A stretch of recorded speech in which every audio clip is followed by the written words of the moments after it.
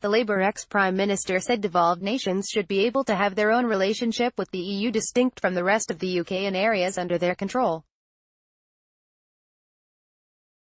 And Mr Brown said MPs should be able to amend the final Brexit deal when it comes before the Commons, forcing the Prime Minister to go back to the negotiating table if her agreement isn't good enough.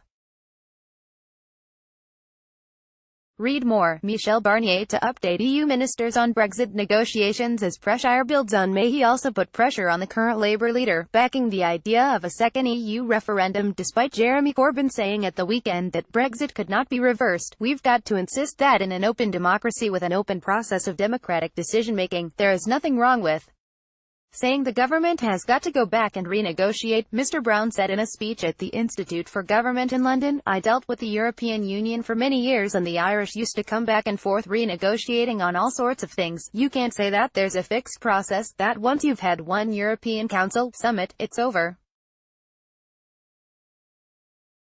And of course, you've got the option of extending the Article 50 process.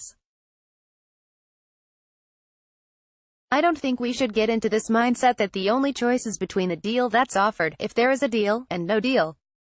I think there are other options, and it's the duty of Parliament to explore these options." He said there must be a proper debate and vote on any Brexit deal brought back to the Commons, and it would be a travesty of democracy if that did not happen. "I, for one, have always said that I think there will be a second referendum. I believe that, in the end, the situation will have been seen to have changed since 2016 and the people should in the end have the final say," Mr Brown said. SNP politicians have complained of a power grab over UK government plans to share control of 24 devolved responsibilities currently administered in Edinburgh under EU law. The former Prime Minister suggested a royal commission to unite the two sides of the EU debate and the four nations of the UK. Mr Brown claimed that hard Brexiteers of the Conservative Party were the English nationalist tail wagging the British bulldog. The devolution of powers after Brexit that should have been automatic raises the question of how serious this government is about devolution, and if they don't believe in it then people will start to draw conclusions. He said, "There is more centralisation that is going to take place in Whitehall as a result of leaving the European Union, because all of these powers are going to go back to Whitehall. It is a far more centralised Britain that you will have after March next year."